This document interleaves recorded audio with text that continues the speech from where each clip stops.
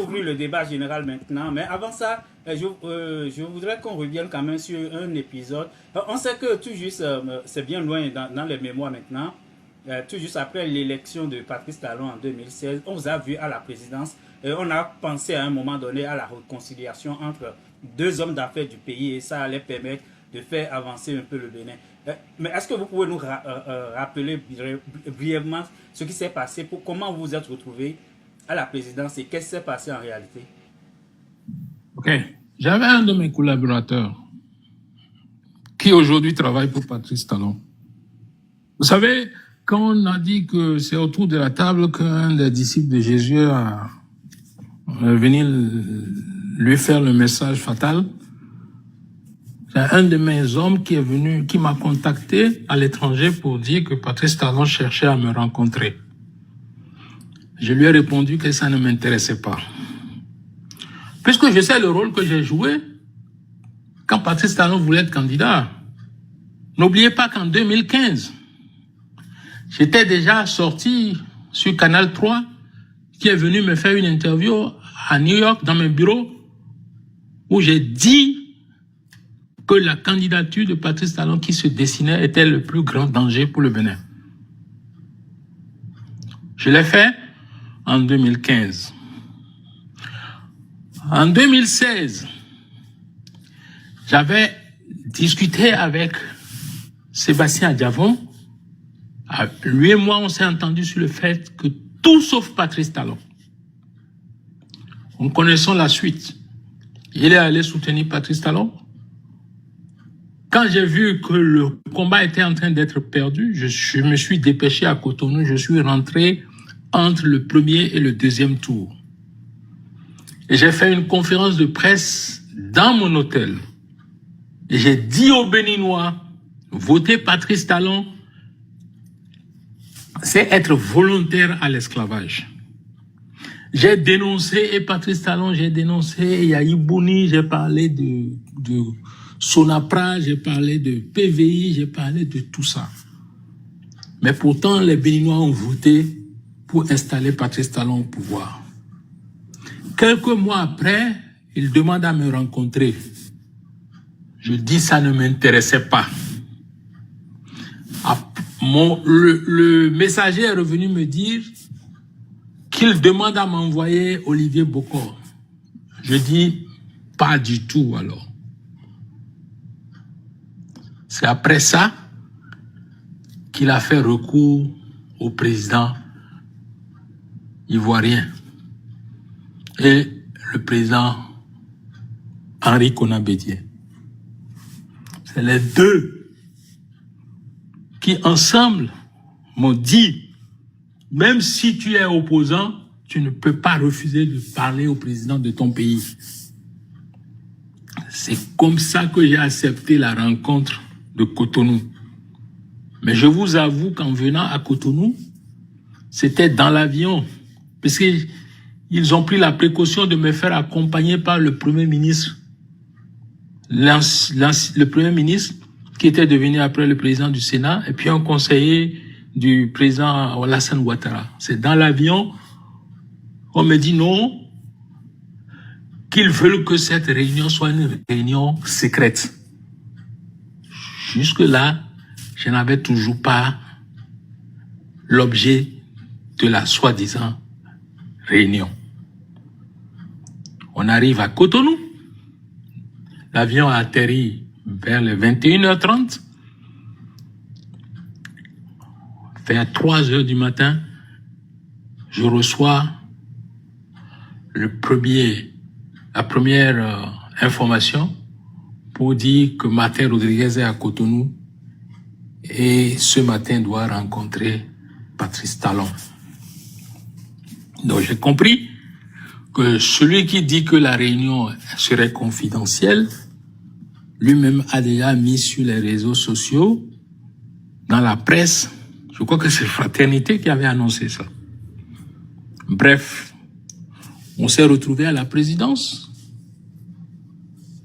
et avec la délégation ivoirienne et moi-même. En face de nous, il y avait Patrice Talon, il y avait Djobenu, il y avait Koupaki Pascal. Et Patrice Talon qui commence avec une séance de projection cinématographique. Il dit qu'il veut relaxer l'atmosphère, qu'il faut que tout le monde soit à l'aise. Il se met à projeter mes différentes conférences de presse où je me suis attaqué à sa candidature, où je me suis attaqué à son élection, et je me suis retrouvé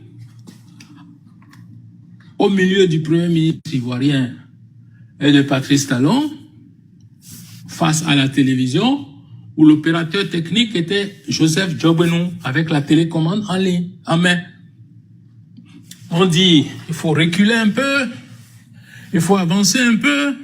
C'est à la 27e minute qu'il a dit telle chose, c'est à la 30e minute qu'il a dit ceci. On joue et on rejoue, ça a duré 1h30. Pour que tout le mal que j'ai dit de Patrice Talon, on me l'a rejoué sous forme de vidéo. C'est archivé, c'est à la présidence.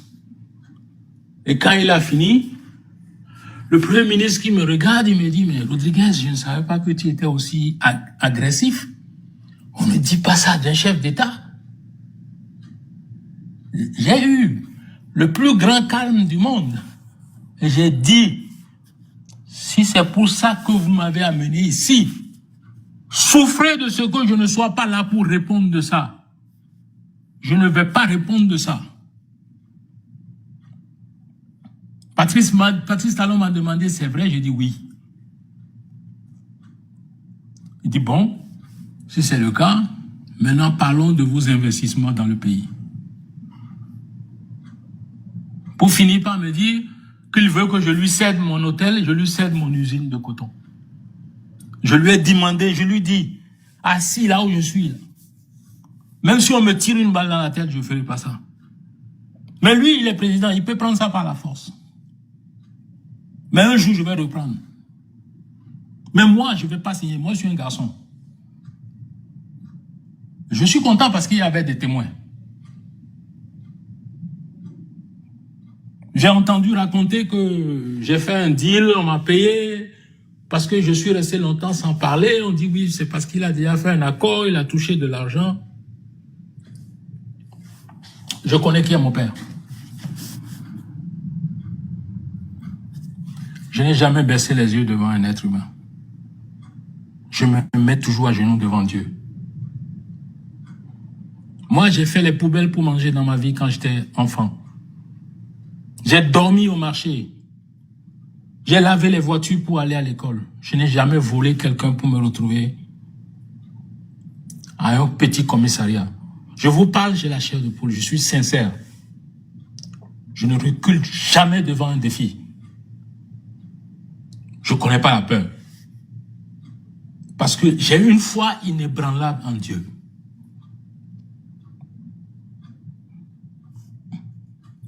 Jamais. Je ne recule. C'est ce qui s'est passé. Ils ont pris 35 années de ma vie de travail au Bénin. Ils ont pris ça en 1 minute. Ceux qui se promènent sur les réseaux sociaux, qui s'en prennent à moi, qu'ils me disent combien de Béninois ils connaissent qui ont amené en une fois 40 milliards d'investissements privés directs dans l'industrie au Bénin, dans une affaire, dans une société au Bénin. Quand je construisais les usines de coton, j'ai fait en 3 semaines, j'ai fait un montage financier de 40 milliards de francs CFA. On parle de 1997.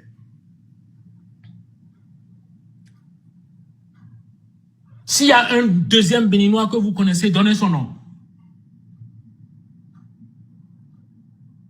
Patrice Talon, il saute de branche en branche, habillé en tout blanc devant les jeunes, bourré de mensonges pour leur faire croire que lui, il est un homme d'affaires. Il n'est pas un homme d'affaires, c'est un pilleur. Et j'ai eu l'occasion de le dire un jour à la femme de Patrice Talon, devant Patrice Talon. Je dis, madame, votre mari n'est pas un homme d'affaires, c'est un criminel. Demandez-lui ça. Elle est mon témoin. Je vous dis que moi, j'ai le courage de mes opinions.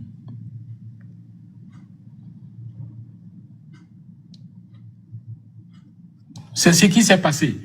Je suis vivant, Patrice Talon est vivant. Quand je parle, j'appelle des noms.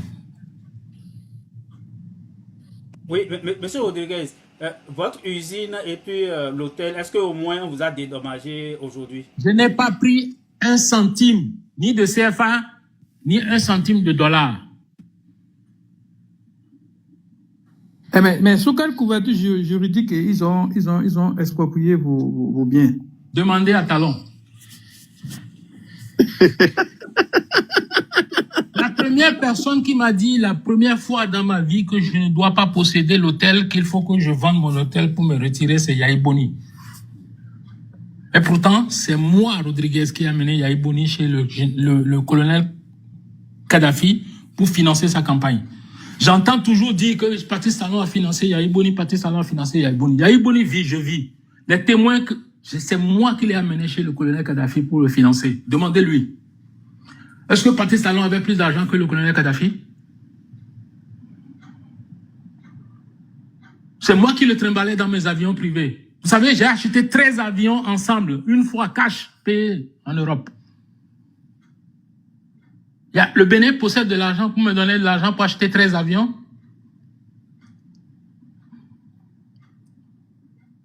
Qui lève la main? Où ils sont les Béninois qui ont fait ça?